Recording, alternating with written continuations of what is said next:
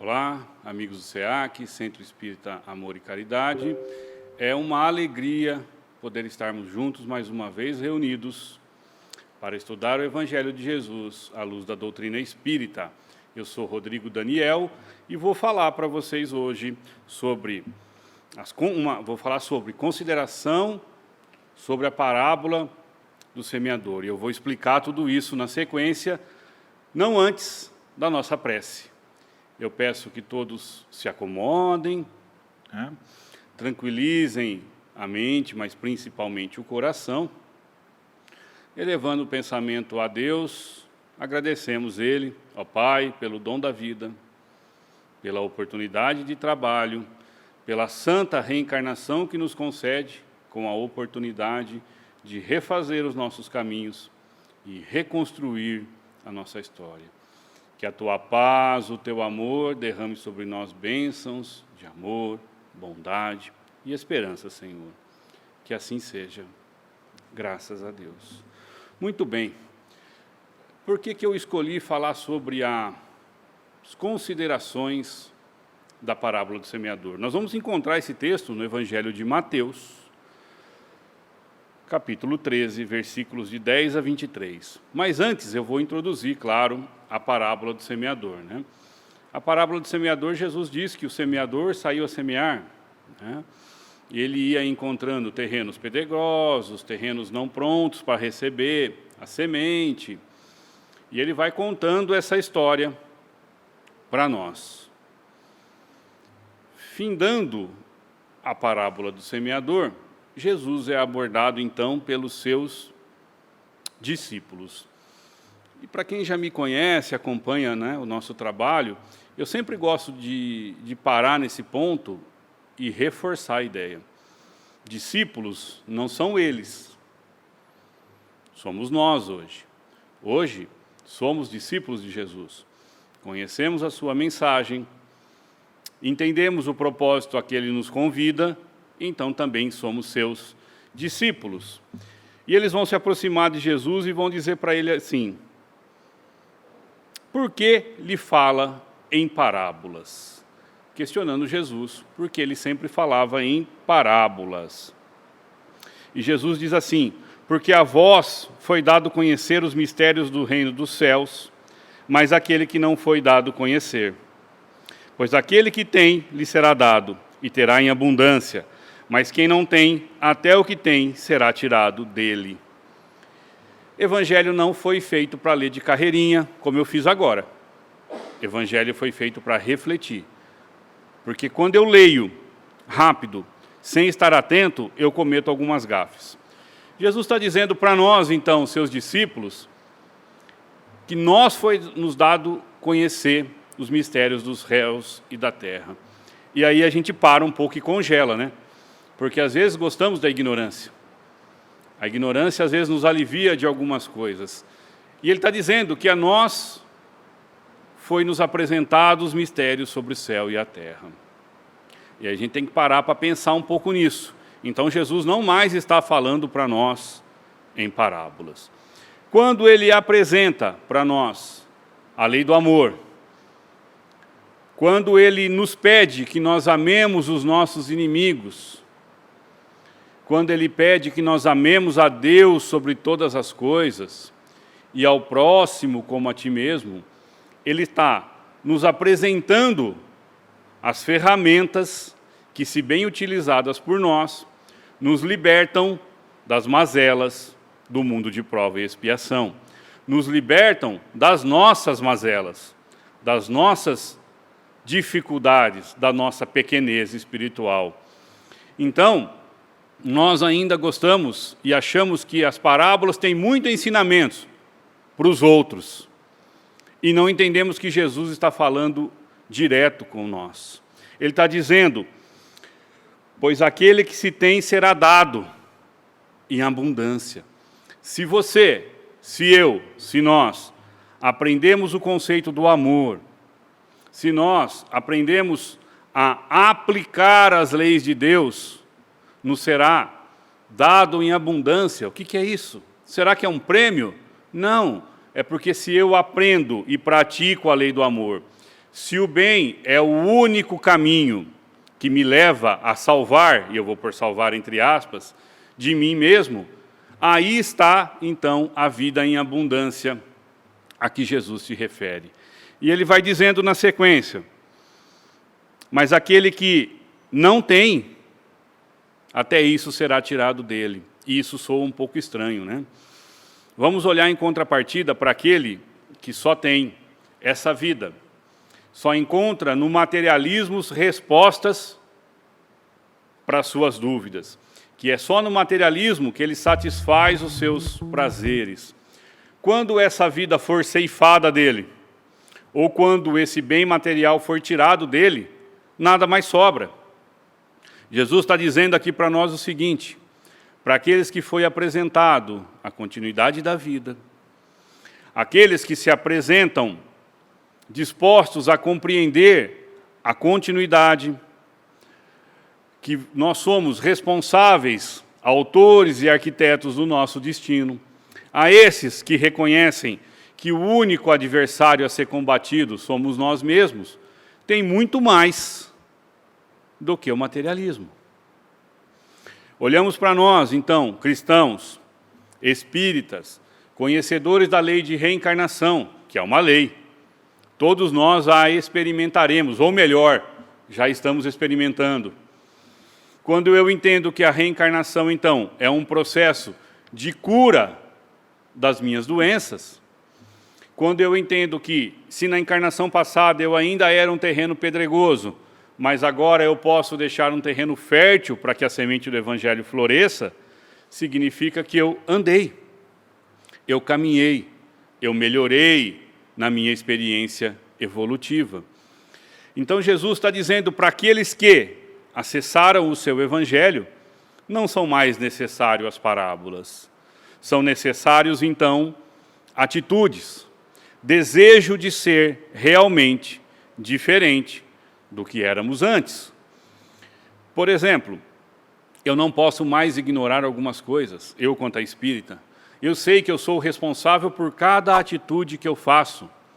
Aonde tem segredo mais nisso? Nenhum. E aonde está então o segredo, com perdão trocadilho? Está em eu me esforçar para aplicar a lei do Evangelho em mim, não é?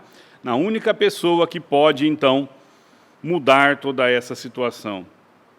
E a narrativa continua, onde Jesus vai dizer assim, por isso, então, que lhe falo em parábolas, porque vendo, não veem, e ouvindo, não ouvem e nem compreendem.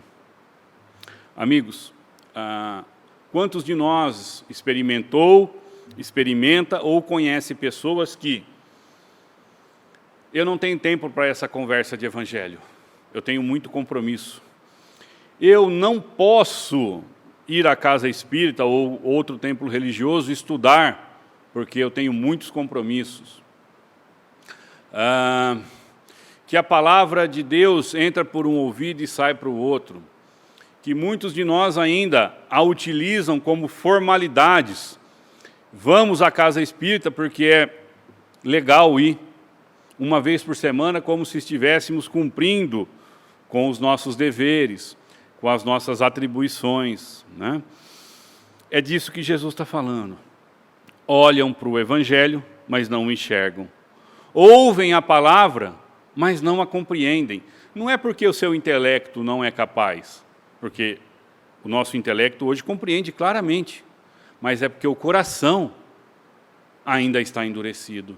O coração ainda não foi amolecido, e Jesus vai conversar nisso na sequência conosco, não foi ainda amolecido pela mensagem do Evangelho. Porque a mensagem do Evangelho nos convida a uma nova vida. Não mais uma vida de orgulho e de vaidade, mas uma vida de humildade. E a humildade é se reconhecer falho. Se reconhecer falho como o irmão também é falho. Ser humilde, então, é entender que, por mais que eu queira, eu não sou super-herói, eu vou errar, vou cair. Preciso da compreensão dos outros, e por isso eu começo a compreender o irmão que cai perante a vida.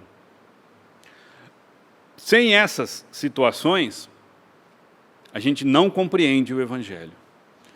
Por muitos anos, até a minha volta à doutrina espírita através da dor, fui convidado pelo amor, mas o rejeitei. Eu não entendia muitas coisas do Evangelho. Por quê? Eu não dava a atenção que ele merecia.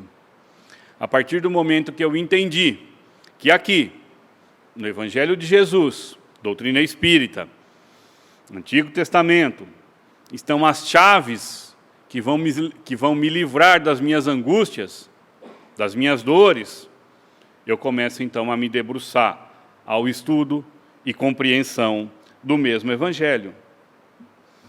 Jesus vai fazer uma recomendação importante para nós no versículo 14. Neles, naqueles que ainda não ouvem a palavra, se cumpre a profecia de Isaías, que diz, só para contextualizar, Isaías, profeta do Antigo Testamento, muitas vezes citado por Jesus. Jesus vem lembrar o que Isaías já dizia que ia acontecer. E às vezes, quando eu me pego, não acreditando nas coisas que estão acontecendo agora na nossa vida, nós vamos lá no Antigo Testamento e eles estão contando para a gente como as coisas vão ser, ainda agora, né? E Jesus, então, rememora Isaías, dizendo assim, nele se cumpre, então, a profecia de Isaías que diz, ouvireis com os ouvidos, não é lógico isso? É com o ouvido que eu ouço. E não compreendereis, vendo, vereis e não enxergareis. É o que eu vinha discutindo agora com vocês. Mas agora vem a explicação de Jesus, né? Continua citando Isaías. Pois o coração desse povo se tornou cevado. Parada um pouquinho para entender cevado. Eu estou usando a tradução do Novo Testamento, do Haroldo Dutra Dias. O que ela tem de mais, vamos dizer assim, dos outros, né? Primeiro que ela foi traduzida direto do aramaico para o português, e o Haroldo coloca algumas notas explicativas que nos ajudam a interpretar as palavras de Jesus. O que é um coração cevado, gordo, cheio de gordura, corpulento, grosso? Então eu vou substituir a palavra. Seu coração se tornou grosso. Vamos imaginar agora, para que a gente faça uma comparação, imagina que você vai ao médico e você está com o coração gorduroso, corpulento, e você precisa de uma intervenção cirúrgica no coração. O que o médico vai dizer para você? Faça um regime, diminua esse peso, volte aqui, para que a gente, então, possa fazer a intervenção cirúrgica. Muito bem. Para um coração que está grosso, cevado dos bens materiais, que a única visão desse coração é o imediatismo, de que estando bom para mim, está tudo certo, que o outro não me importa, que só importa o que eu sinto e o que me alegra, a satisfação, o orgulho, a vaidade, eu lhes pergunto, é possível que Jesus chegue a esse coração? E a resposta é clara, não. E uma outra pergunta, consulte o seu coração. E perceba o que está envolvendo ele. Porque se a mensagem de Jesus não te toca, o problema não está na mensagem. O problema está no nosso coração, que ainda continua corpulento, grosso, e não está preparado para receber essa mensagem. E ele continua, com os ouvidos pesadamente ouviram. O que isso quer dizer? Por exemplo, espírita não fala da vida do outro, ele faz avaliação, então eu vou fazer avaliação de espírita para espírita. Sabe quando você vai na casa espírita, que você não está muito bem, a casa está fechada já aí há mais de ano, né? Mas quando voltar ou anteriormente, e você está lá no fundo do público, que você está lá assim, meu Deus, esse palestrante não acaba essa conversa e eu vim aqui só para tomar um passe. Por que eu preciso ficar ouvindo isso? De fato, tem muitos palestrantes, inclusive eu, que são cansativos. Mas não é essa a conversa, né? O exemplo eu não quero ouvir a mensagem do Evangelho. Eu quero uma cura imediata, sem perceber que o Evangelho é a cura. O Evangelho é remédio homeopático. Já tomaram homeopatia? Ela cura, mas demora. Sim, assim é o Evangelho. O Evangelho é curativo, mas ele demora tempo e requer de nós muita persistência, paciência. Então, quando eu estou lá na casa espírita, preocupado somente com o passe, alguma coisa está errada em mim. O passe é ruim, Rodrigo? Não, o passe é bom. Mas, para chegar no passe, tem todo um tratamento, que é o Evangelho, a evangelioterapia.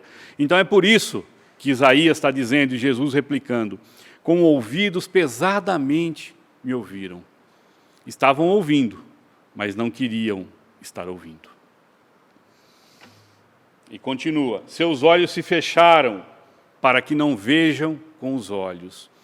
É mais ou menos assim. Quando eu estou acompanhando e envolvido com a mensagem do Evangelho, ela me toca. Como a mensagem, como a parábola do semeador, né? A semente do Evangelho cai no meu coração, mas o meu materialismo é tanto, a rudez do meu coração ainda é tão severa, que eu prefiro fechar os olhos para não ver. É mais ou menos quando a gente está caminhando pela rua e tem um irmão caído na calçada e a gente corta a volta. Achando que, dando a volta no problema, o problema está resolvido. E nós sabemos que não, né? E ele continua.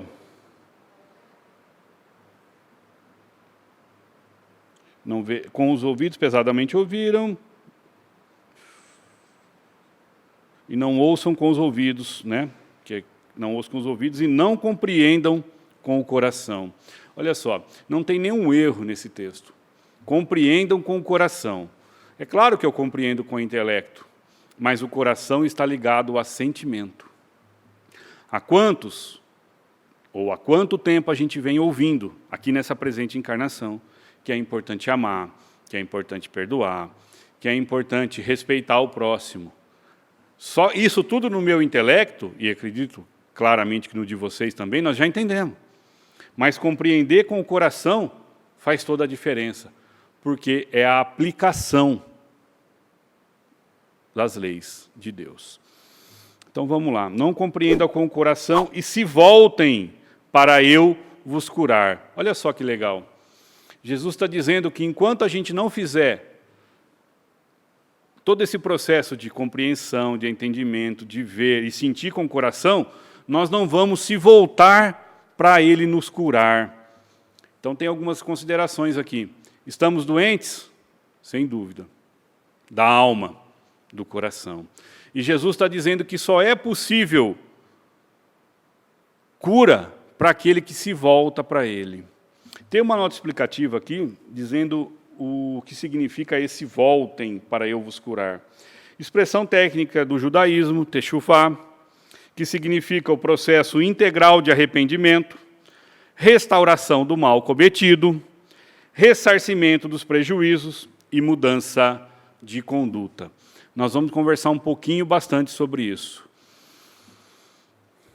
Quando a gente olha para a parábola do filho pródigo, e a gente vai usar ela aqui para ilustrar um pouquinho o que eu quero dizer, aquele filho que quer se apartar do pai porque acha que a vida longe da casa do pai é melhor, e sai e gasta toda a sua fortuna, todo o seu dinheiro, né, com prazeres da matéria, e quando ele se percebe dando comida aos porcos, ele fala assim, na casa do meu pai era tão bom, nem os empregados do meu pai eram tratados dessa maneira. E aí ele resolve voltar para a casa do pai. E o pai o recebe de forma assim, feliz, porque via que um filho que estava perdido se voltou para ele. Quando nós vamos à doutrina espírita, livro dos Espíritos, questão 614, eles vão nos orientar que a lei natural, a lei divina, é a única capaz de tornar o homem feliz. Ou melhor, eles dizem que o homem só se torna infeliz quando dela se afasta. E agora a gente vai fazer uma avaliação individual para perceber como é que está essa nossa relação com a lei de Deus. Você é feliz? Você que está me assistindo? E para conceito de felicidade, nós vamos também usar Livro dos Espíritos, questão 922. Consciência tranquila. Para a vida, eles vão dizer assim, para a vida material, posse do necessário. Para a vida moral, consciência tranquila. E fé no futuro. Esse é o conceito de felicidade que o Livro dos Espíritos nos traz. Porque muitas vezes, quando eu pergunto, ou nós nos perguntamos se nós somos felizes, nós vamos fazer uma avaliação material das coisas. Eu tenho uma casa boa, tenho um carro, tenho um filho, está se formando, está tudo bem. Isso é bom, mas isso não é felicidade. Porque se fosse felicidade, nós não veríamos tantas pessoas em situações de financeira favorável, de beleza, tirarem a vida pela porta do suicídio. Aí vamos voltar à pergunta. Você é feliz? Quando você coloca a cabeça no travesseiro, você tem tranquilidade? O futuro te assusta, te preocupa, ou você lida bem com a possibilidade do amanhã? Respondendo essas perguntas, a gente vai encontrar algumas coisas. Consciência tranquila? Nem sempre.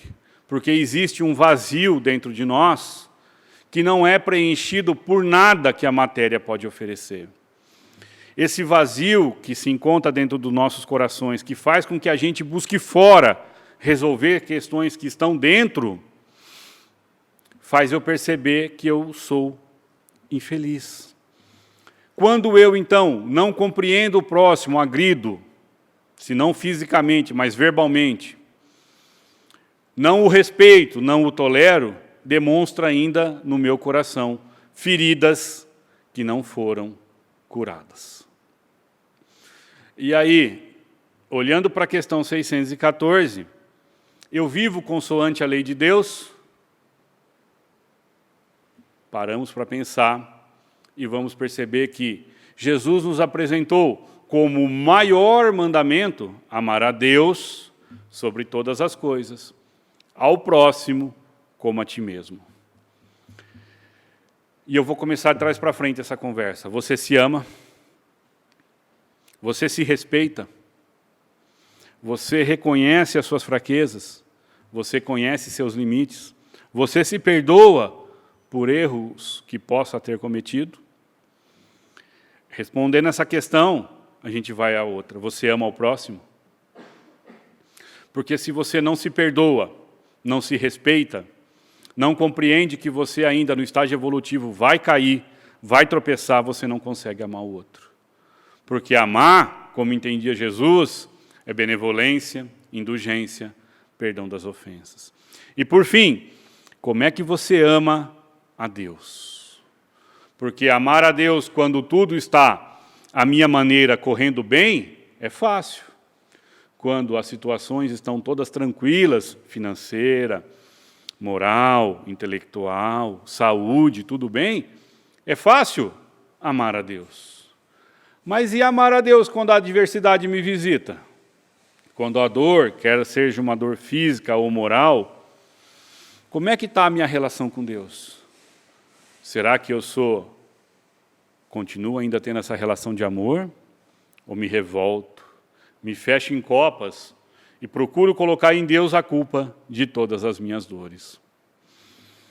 Juntando todas essas informações, que eu peço que os amigos reflitam bastante sobre, que aí estão muitas questões do nosso ser e das nossas dores, eu vou perceber que eu ainda não sou feliz, porque eu decidi, então, me afastar da lei de Deus.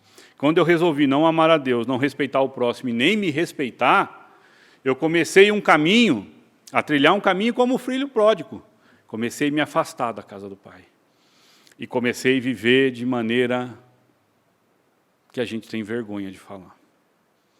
Muitas coisas que a gente sente dentro e pensa, a gente não tem coragem de externar. É disso que Jesus está falando. Enquanto nós não quisermos voltar para Ele, não tem tranquilidade para um coração que resolveu viver assim. E esse retorno, gente, acontece a cada segundo, se nós desejarmos. Não precisamos andar quilômetros para fazer esse retorno para Jesus. Basta que a gente queira uma única palavra que é fácil de fazer e dificílima de... É fácil de falar, desculpa, e dificílima de fazer, que se chama arrependimento. Para se voltar para Jesus, nós precisamos, de fato, nos reconhecer num caminho errado. Num caminho que só nos apresentou dor e sofrimento até o prezado momento.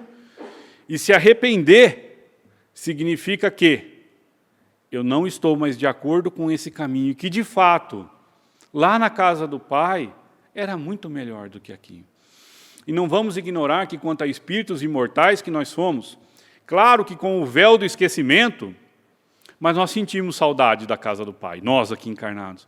E a nossa reminiscência começa a dizer assim: filho, tem um outro caminho para você. Tem um caminho de regresso, que talvez não seja muito fácil. Vai ter pedras, vai ter espinhos, vai ter valetas, talvez, que você vai cair para levantar de novo. Vai, mas eu estou junto com você. Eu estou disposto a te acompanhar nesse caminho de volta. Nesse caminho de ida, você está por sua conta.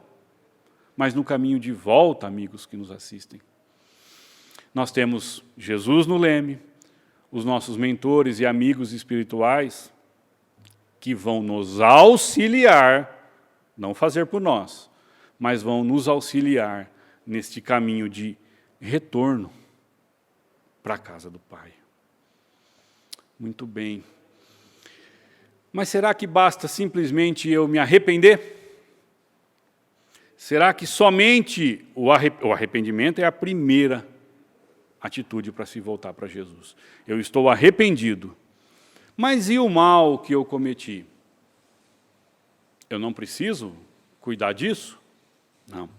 Ele vai dizer para nós assim, ó, voltar para Jesus, então, progresso integral de arrependimento. O que é integral? Total. Não dá para se arrepender mais ou menos. Não dá para dizer assim, eu agredi o meu irmão, mas ele me agrediu antes. Não, processo integral é, eu sendo cristão, compreendo que eu não podia agredir o meu irmão. A agressão dele para mim demonstra ainda a doença no coração dele. Mas o meu exemplo talvez ajude-o a curar. Percebam que dizer estar arrependido é muito mais fácil do que viver o arrependimento, né? E ele vai continuar assim, restauração do mal cometido. Eu preciso restaurar o mal que eu cometi.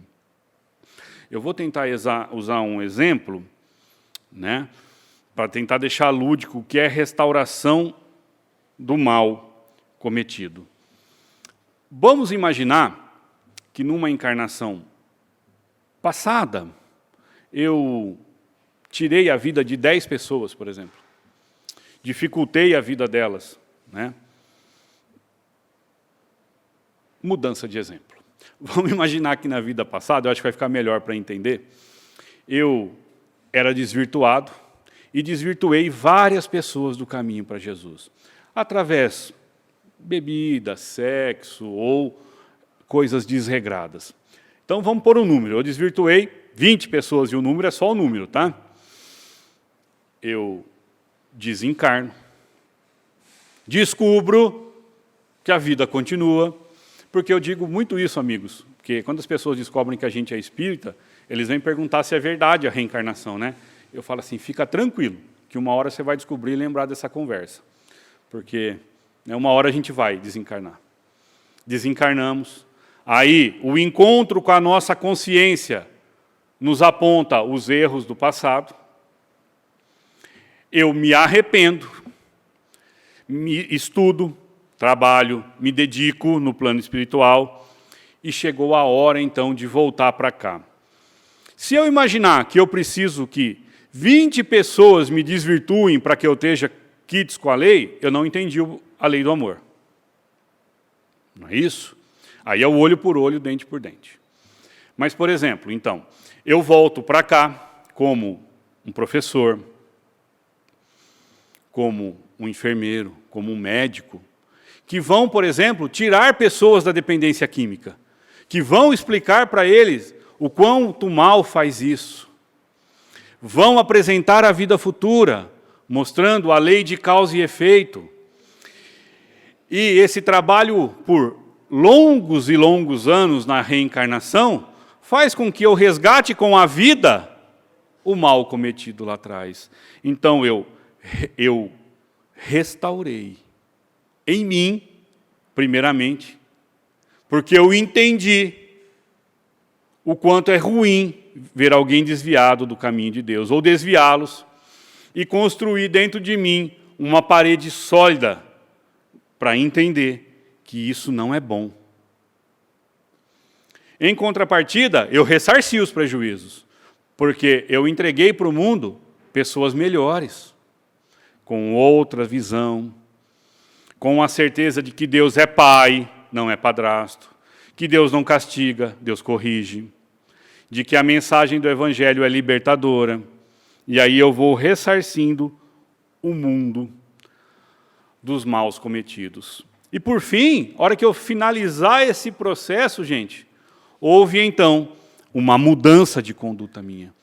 Eu não mais desvio pessoas do caminho de Deus, mas eu as levo para um bom caminho. Esse é o processo de voltar para Jesus, porque é só nesse caminho,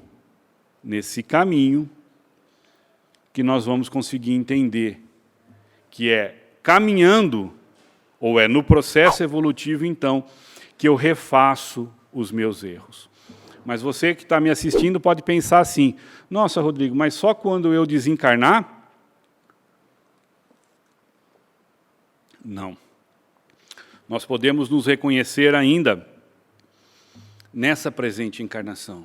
Nós podemos fazer uma avaliação e uma mudança de conduta. Eu vou usar aqui 2 discípulos que eu particularmente gosto muito de ler e estudar sobre, que vão nos mostrar como é possível fazer uma reversão na própria encarnação. Quando nós olhamos o apóstolo Pedro, aquele que caminhou com Jesus, que aprendeu com ele, mas que no momento derradeiro nega Cristo por 3 vezes, depois vamos encontrar Pedro sendo rocha, pedra angular do cristianismo, casa do caminho, um trabalho de redenção, um trabalho árduo de transformação de si mesmo. Alguém que percebeu o erro, o equívoco e se transformou. Vamos encontrar no apóstolo Paulo, ainda Saulo de Tarso, perseguidor de cristãos, que quando encontra-se com Jesus na estrada de Damasco, ao sol do meio-dia, uma luz muito forte, que eu não consigo imaginar uma luz muito forte no deserto ao meio-dia, o derruba do cavalo, do camelo, e no mesmo instante, após a pergunta de Jesus, Saulo, Saulo, por que me persegues? Saulo, naquele momento, se arrepende, Senhor, o que queres que eu faça? E dedica uma vida à transformação de si mesmo. Nós vamos pegar, então, a mulher adúltera, aquela que foi pega em adultério por Jesus, que ele diz que quem de vós estiver sem pecados, que atire a primeira pedra. E ninguém atira, e Jesus chega nela, cadê seus acusadores? Todos foram embora. Nenhum te acusaram, não, Senhor, nem eu. Vai e não peques mais. Nós vamos encontrar nessa irmã no Evangelho um trabalho de seguir Jesus, mas não seguir no sentido de caminhar junto, de aplicar os seus ensinos, de transformar a sua vida, de renovar-se através do Evangelho. Então, você, amigo que me assiste, reflita sobre a sua vida, sobre algum ponto que não está caminhando bem, que está te trazendo dor e arrependimento, sofrimento, angústia. É a hora de deixar esse coração menos grosso e está na hora de se voltar para Jesus. Eu sei que temos muitos pontos a resolver, mas façamos um de cada vez, voltando num processo integral de arrependimento. É não querer mais viver aquela situação, procurar de alguma forma reparar nas pessoas que nós maldicemos, que nós prejudicamos, que nós diminuímos que nós dificultamos a vida dela, que nós possamos reparar com o mundo. Chico Xavier nos orienta que o bem praticado será nosso advogado de defesa aonde quer que estejamos. Então, se eu falhei com A e não dá mais para corrigir, corrija com B, com C, faça diferente. Procure, então, fazer de outra maneira. Muito bem, fizemos esse processo, um dia faremos, e ouviremos Jesus dizer assim, bem-aventurados vossos olhos, porque veem. Olha só que alegria. Felizes sois vós, porque vossos olhos veem, e vossos ouvidos, porque ouvem. Pois amém vos digo que muitos profetas e justos desejaram ver o que vedes. Não viram, não ouviram, e não ouviram o que ouvires. Olha só, você pode estar achando estranho, mas, de novo, nós já sabemos muita coisa. O fato do processo reencarnatório já se despir na nossa frente, do contato com um plano espiritual, nos orientando, temos aí inúmeras e inúmeras obras. Primeira codificação trazida por Allan Kardec. Livro dos Espíritos, gente, uma obra ainda tão abandonada por nós espíritas, que daria para ser mais estudada, mais compreendida, mais sentida. O trabalho de Chico Xavier, com Emmanuel, com André Luiz. Quanta coisa está na nossa mão. Quantos gostariam de ter tido no passado essa possibilidade e não tiveram? E nós a estamos tendo. E que alegria será para nós o dia que a gente partir, ouvirmos isso. Como foi dito aqui, bem-aventurados vossos olhos, porque viram. Vimos a dor do outro e amparamos. Vimos o sofrimento dos irmãos que desconhecem ainda Jesus e compreendemos isso neles. Toleramos, amamos, E aqui Jesus vai explicando para nós a parábola do semeador. Vamos lá. E aí a gente vai se encontrar agora, finalizando as nossas reflexões. Qual é o terreno que eu me encontro? E qual o terreno que eu estou falando? Do seu coração, do meu coração. Como é que ele se encontra nesse momento? Vós, portanto, ouvi a parábola do que semeou.